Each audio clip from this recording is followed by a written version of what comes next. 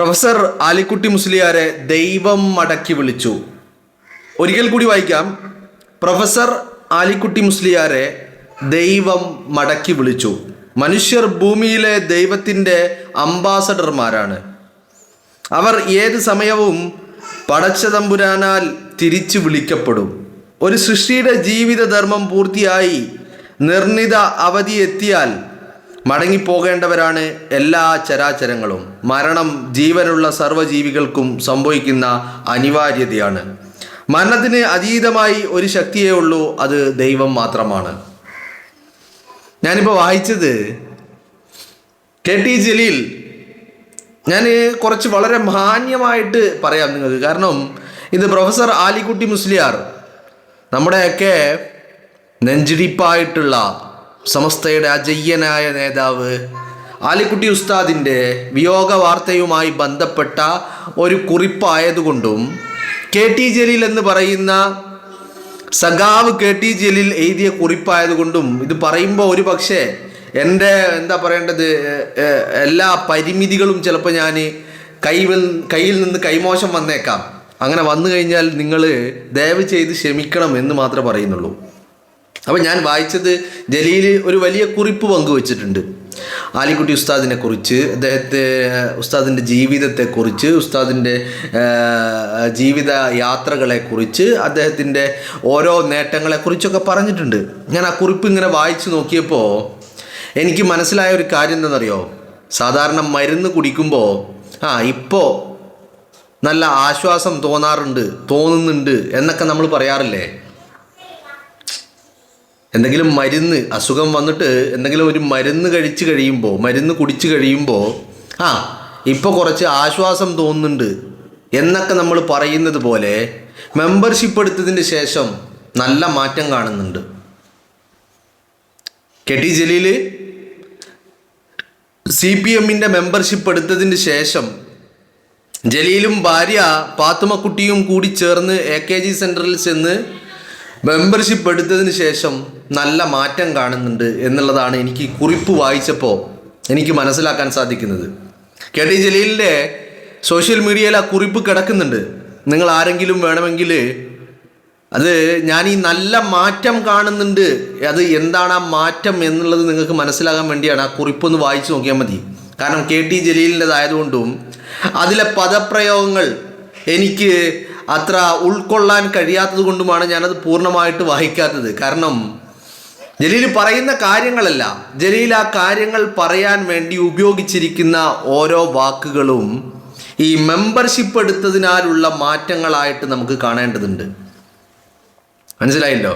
ഇപ്പം നമ്മൾ സാധാരണഗതിയിൽ പറയുമല്ലോ, ചാണകം ചാരിയാൽ ചാണകം മണക്കും, ചന്ദനം ചാരിയാൽ ചന്ദനം മണക്കും, അല്ലേ? അപ്പോൾ ഒരാൾ ചാണകം ചാരാൻ പോയാൽ പിന്നെ ഓനെ ചാണകേ മണക്കുള്ളൂ എന്ന് പറയുന്നത് പോലെ മെമ്പർഷിപ്പ് എടുത്തതിന് ശേഷമുള്ള മാറ്റങ്ങളാണ് ഈ കുറിപ്പിലൂടെ വളരെ കൃത്യമായിട്ട് വ്യക്തമാകുന്നത്. ഞാൻ അതാണ് ഇവിടെ വിഷയം എന്ന് പറയുന്നത്. അതല്ലാതെ ബഹുമാനപ്പെട്ട ആലിക്കുട്ടി ഉസ്താദിനെക്കുറിച്ച്, ഉസ്താദിൻ്റെ വിയോഗത്തെക്കുറിച്ച്, അത് നമ്മളിലുണ്ടാക്കുന്ന മുറിവിനെക്കുറിച്ച്, വേദനയെക്കുറിച്ച് ഇത് ഞാൻ പറഞ്ഞു കഴിഞ്ഞതാ. ഇനി വീണ്ടും ആ ഒരു വിഷയം, ആ ഒരു ഭാഗത്തേക്ക് ഞാൻ പോകാൻ ആഗ്രഹിക്കുന്നില്ല. പക്ഷേ KT ജലീൽ എന്ന് പറയുന്ന സഖാവ് KT ജലീൽ, മനസ്സിലായില്ലേ? ഞാൻ ഇങ്ങനെയല്ല ജലീലിനെ അഭിസംബോധന ചെയ്യാറുള്ളത്. പക്ഷേ ഇപ്പോൾ അങ്ങനെ ചെയ്യുന്നതിന് കാരണം ബഹുമാനപ്പെട്ട ആലിക്കുട്ടി ഉസ്താദിൻ്റെ പേര് ഇവിടെ പ്രതിപാദിച്ചത് കൊണ്ടും ആ മഹാമനുഷ്യനോട് വലിയ സ്നേഹവും വലിയ ബഹുമാനവും ഒക്കെ മനസ്സിൻ്റെ ഉള്ളിലുള്ളത് കൊണ്ടും ആ മനുഷ്യൻ്റെ പേര് പറയുന്നിടത്ത് നമ്മൾ ഈ ജലീലിനെ പറ്റിയുള്ള മറ്റുള്ള വിശേഷണങ്ങൾ ഒഴിവാക്കുന്നത് നല്ലതായിരിക്കുമെന്ന് കരുതിയിട്ടാണ്. അപ്പം എന്താണെങ്കിലും ഒറ്റ കാര്യം എനിക്കിതിൽ പറയാനുള്ളൂ. ജലീൽ എന്ന് പറയുന്ന KT ജലീൽ ഇപ്പോൾ മെമ്പർഷിപ്പ് എടുത്തിട്ട് അധികം നാളൊന്നും ആയിട്ടില്ലല്ലോ. ഇപ്പോൾ ചുരുങ്ങിയ ദിവസങ്ങൾ, വിരലിൽ എണ്ണാവുന്ന ദിവസങ്ങൾ മാത്രമാണല്ലോ മെമ്പർഷിപ്പ് എടുത്തിട്ട് ആയിട്ടുള്ളൂ. ആ മെമ്പർഷിപ്പ് എടുത്തതിന് ശേഷം നല്ല മാറ്റം എന്ന് പറഞ്ഞാൽ എല്ലാ അർത്ഥത്തിലും മാറ്റം കാണാൻ കഴിയുന്നുണ്ട് എന്നുള്ളതാണ്.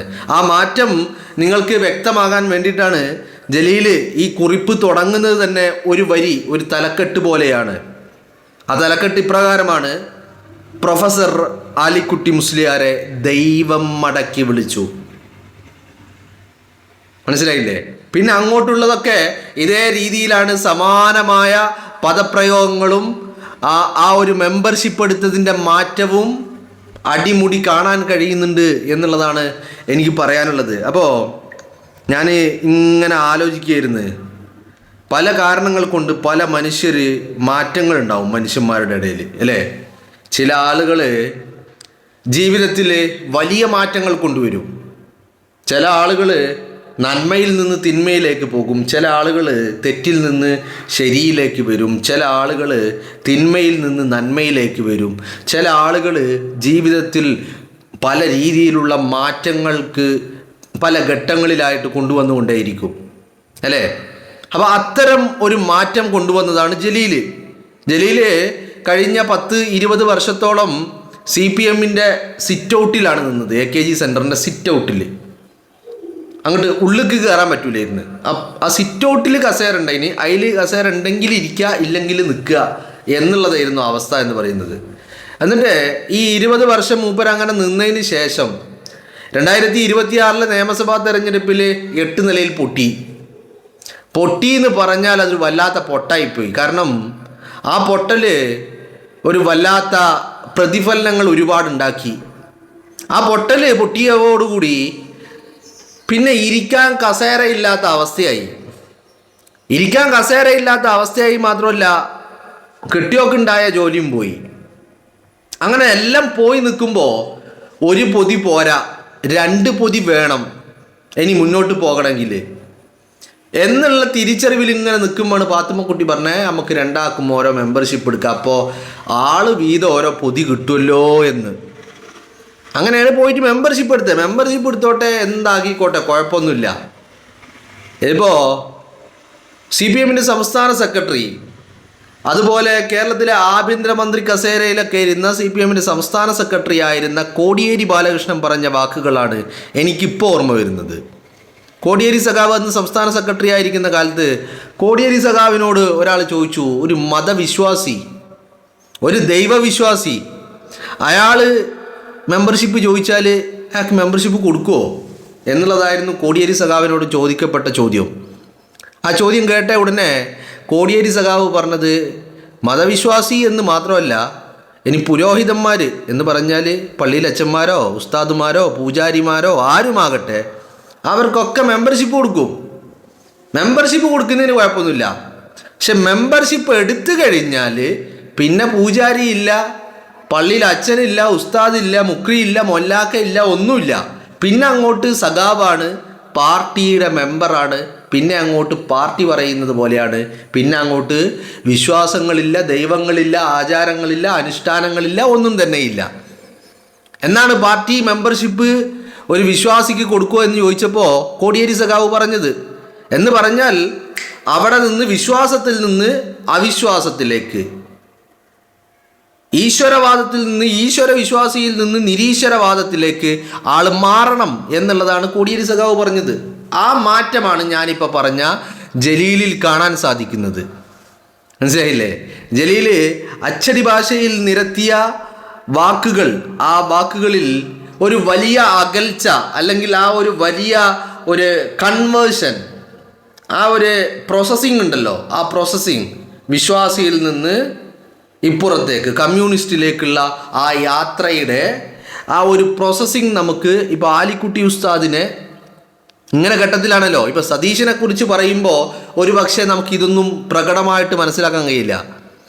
ഇതിപ്പോൾ ആലിക്കുട്ടി ഉസ്താദിനെ പോലെ മുസ്ലിം പണ്ഡിത ലോകത്തിൻ്റെ മഹാനായ മനുഷ്യനെ കുറിച്ച് പറയുമ്പോൾ സ്വാഭാവികമായിട്ടും വിശ്വാസമാണ്, വിശ്വാസിയാണ്, അല്ലേ, ഒക്കെയാണ്. അപ്പോൾ അത് കൃത്യമായിട്ട് ഇങ്ങനെ പറഞ്ഞു വെക്കുമ്പോൾ അവിടെ നമുക്ക് ആ ഒരു കൺവേർഷൻ പ്രോസസ്സിങ് നമുക്ക് കൃത്യമായിട്ട് വ്യക്തമാകുന്നുണ്ട് എന്നുള്ളതാണ്. ഞാൻ അത് പറയാൻ വേണ്ടി മാത്രമാണ് വന്നത്. കാരണം ആലിക്കുട്ടി ഉസ്താദിനെ പോലെയുള്ള ഒരു മഹാനായ മനുഷ്യൻ, ഒരു വലിയ പണ്ഡിതൻ, അള്ളാഹുവിൻ്റെ വലിയ ജീവിതത്തിൽ സകലമാന സാഹചര്യങ്ങളിലും വളരെ കൃത്യമായി അള്ളാഹനെ പേടിച്ച് ജീവിച്ച ഒരു മഹാമനുഷ്യൻ. അള്ളാഹനെ പേടിച്ച് ജീവിക്കുക എന്ന് മാത്രമല്ല, ദീനിനെ പ്രചരിപ്പിക്കുകയും അത് പഠിപ്പിച്ചു കൊടുക്കുകയും അതിനുവേണ്ടി പ്രവർത്തിക്കുകയും ഒക്കെ ചെയ്ത അള്ളാഹുവിൻ്റെ വലിയ അങ്ങനത്തെ ഒരു മഹാപണ്ഡിതനെ സ്മരിക്കുമ്പോൾ എവിടെയും അത്തരത്തിലുള്ള പദപ്രയോഗങ്ങളൊന്നും എവിടെയും കണ്ടില്ലെന്ന് മാത്രമല്ല, പദപ്രയോഗങ്ങളിലൊക്കെ ഒരു വലിയ ഒരു അകൽച്ച അല്ലെങ്കിൽ ഒരു ചേഞ്ച്, ആ ഒരു ടോണിലുണ്ടാകുന്ന ഒരു വ്യത്യാസം അത് വല്ലാതെ ഫീൽ ചെയ്യുന്നുണ്ട് എന്നുള്ളതാണ്. അതാണ് ഞാൻ ആദ്യമേ ആ തലക്കെട്ട് ഒന്നുകൂടി വായിക്കാനുള്ള കാരണം. ആ തലക്കെട്ട് കാണുമ്പോൾ അല്ലെങ്കിൽ ഞാൻ വായിക്കുമ്പോൾ നിങ്ങൾക്ക് ആ ഒരു അകൽച്ചയുടെ ആഴം എത്രത്തോളമാണ് എന്ന് ഒരിക്കൽ കൂടി ബോധ്യമാകും. പ്രൊഫസർ ആലിക്കുട്ടി മുസ്ലിയാരെ ദൈവം മടക്കി വിളിച്ചു. വീണ്ടും വായിക്കുന്നു, പ്രൊഫസർ ആലിക്കുട്ടി മുസ്ലിയാരെ ദൈവം മടക്കി വിളിച്ചു. അപ്പോൾ ജലീലിന് ബോധ്യമില്ലാഞ്ഞിട്ടോ അല്ലെങ്കിൽ ഇതൊരു പർപ്പസ്ഫുള്ളി ബോധപൂർവം ഒരു അകൽച്ച അല്ലെങ്കിൽ ഒരു കൺവേർഷൻ വാക്കുകളുടെ ഉപയോഗത്തിൽ പോലും ജലീൽ വരുത്തിയതാണ്, ബോധപൂർവം വരുത്തിയതാണ്. അതെന്തിനാണെന്ന് ചോദിച്ചാൽ പലപ്പോഴും അതിനുള്ള മറുപടി എന്ന് പറയുന്നത് ജലീലെടുത്തിരിക്കുന്ന മെമ്പർഷിപ്പ്, ആ മെമ്പർഷിപ്പിനെ സാധൂകരിക്കാൻ വേണ്ടിയാണ് എന്നുള്ളതാണ്. മനസ്സിലായില്ലേ? ആ മെമ്പർഷിപ്പിനെ സാധൂകരിക്കാൻ വേണ്ടിയാണ് അങ്ങനെ ആ ഒരു ഗ്യാപ്പ്, വാക്കുകൾക്ക് തമ്മിൽ ഒരു ഗ്യാപ്പ് അല്ലെങ്കിൽ പദപ്രയോഗത്തിൽ മറ്റൊരു ശൈലി കൊണ്ടുവരാൻ ബോധപൂർവം കെ.ടി. ജലീൽ ശ്രമിച്ചിരിക്കുന്നത്. അതോടൊപ്പം തന്നെ ഈ മെമ്പർഷിപ്പിനെ സാധൂകരിക്കുക എന്ന് പറയുന്നത്, അതാണ് ഞാൻ പറഞ്ഞ കോടിയേരി സഖാവ് പറഞ്ഞ മെമ്പർഷിപ്പ് ആർക്ക് വേണമെങ്കിലും കൊടുക്കും, പക്ഷെ മെമ്പർഷിപ്പ് കൊടുത്തു കഴിഞ്ഞാൽ പിന്നെ ഇങ്ങോട്ട് മാറണം എന്ന് പറഞ്ഞ ആ കേസുണ്ടല്ലോ, അതാണ്. അപ്പോൾ ആ മെമ്പർഷിപ്പിനെ സാധൂകരിക്കാൻ വേണ്ടി ബോധപൂർവം ആ ഒരു ശൈലി മാറ്റം കൊണ്ടുവന്നു എന്ന് മാത്രമല്ല, ഇത് മെമ്പർഷിപ്പിനെ സാധൂകരിക്കുന്നതിനൊക്കെ അപ്പുറം ആരെയൊക്കെയോ ബോധ്യപ്പെടുത്താനാ. ഞാൻ പഴയ ജലീലല്ല, ഞാൻ പുതിയ ജലീലാണ് എന്ന് ആരെയൊക്കെയോ ബോധ്യപ്പെടുത്താൻ വേണ്ടിയാണ് ഈ പറയുന്ന ജലീലിൻ്റെ ശ്രമം. മനസ്സിലായില്ലേ? അതാണ് വീണ്ടും പറയുന്നു, ആ കോടിയേരി സഖാവ് പറഞ്ഞ ആ ഒരു മെമ്പർഷിപ്പ് പുരോഹിതന് കൊടുക്കും, പള്ളിയിൽ അച്ഛനും ഉസ്താദിനും മൊല്ലാക്കാക്കും മുക്രിക്കും മെമ്പർഷിപ്പ് കൊടുക്കും. പക്ഷേ മെമ്പർഷിപ്പ് കൊടുത്തു കഴിഞ്ഞാൽ പിന്നെ മൊല്ലാക്കയില്ല, മുക്രിയില്ല, പള്ളിയിൽ അച്ഛനില്ല, ഉസ്താദില്ല, പൂജാരിയില്ല, ആരുമില്ല. പിന്നെ ഉള്ളതാരാ? സഖാവാണ്, കമ്മ്യൂണിസ്റ്റുകാരനാണ്. അപ്പോൾ താൻ ആ പ്രോസസ്സിങ്ങിൻ്റെ ഭാഗമായിട്ട് തന്നിൽ ഒരുപാട് മാറ്റങ്ങൾ വന്നിരിക്കുന്നു അല്ലെങ്കിൽ മാറ്റങ്ങൾ വരുത്തിയിരിക്കുന്നു എന്ന് ആരെയൊക്കെയോ ബോധ്യപ്പെടുത്താൻ വേണ്ടിയിട്ട് ജലീൽ കൃത്യമായിട്ട് പണിയെടുക്കുന്നുണ്ട് എന്നുള്ളതാ. എന്ന് പറഞ്ഞാൽ ആരെയൊക്കെയോ തൃപ്തിപ്പെടുത്തണം. ഇനി മുന്നോട്ടുള്ള യാത്രക്ക് ഈ തൃപ്തിപ്പെടുത്തൽ കൊണ്ട് മാത്രമേ മുന്നോട്ടുള്ള യാത്ര സുഗമകരമാകൂ എന്നുള്ള ഒരു ബോധ്യം ജലീലിൻ്റെ ബുദ്ധിയിലുണ്ട് അല്ലെങ്കിൽ മനസ്സിലുണ്ട് എന്നുള്ളതാണ് നമുക്ക് മനസ്സിലാക്കാൻ സാധിക്കുന്നത്. അപ്പോൾ ആ ശൈലി മാറ്റം കണ്ടപ്പോൾ 2 മാസം മുമ്പ് ജലീലും പാത്തുമ്മക്കുട്ടിയും മെമ്പർഷിപ്പ് എടുത്ത ആ രംഗമാണ് മനസ്സിലേക്ക് ഓടി വന്നത്. കാരണം ജലീലിൻ്റെ സംസാരങ്ങൾ, ജലീലിൻ്റെ പ്രതികരണങ്ങൾ, ജലീലിൻ്റെ കുറിപ്പുകൾ, മുൻകാലങ്ങളിൽ ഉണ്ടായിട്ടുള്ള കുറിപ്പുകൾ, അതിലൊക്കെ അതും ഇപ്പം ഇന്ന് ആലിക്കുട്ടി ഉസ്താദിനെ വിയോഗവുമായി ബന്ധപ്പെട്ട് നടത്തിയ കുറിപ്പും തമ്മിൽ ആനയും മണ്ണാനും തമ്മിലുള്ള അന്തരമുണ്ട്. അപ്പം ആ അന്തരം കണ്ടപ്പോഴാണ്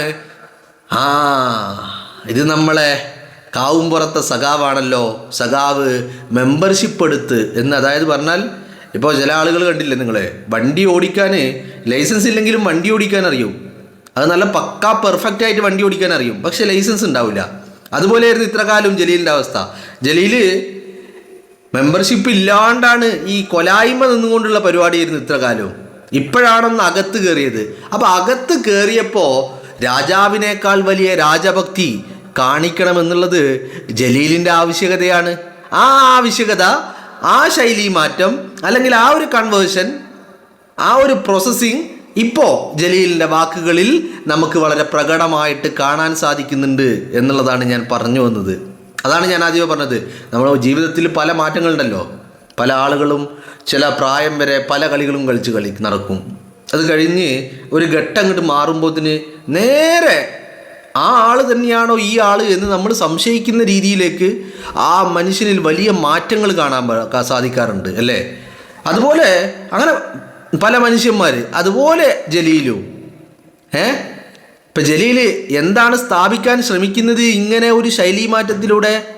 പഴയ ജലീലല്ല, ഇത് പുതിയ ജലീലാണ് എന്ന് മാലോകരോട് ഉറക്കെ വിളിച്ചു പറയാനുള്ള ശ്രമമാണ് കെ ടി ജലീൽ നടത്തിക്കൊണ്ടിരിക്കുന്നത്.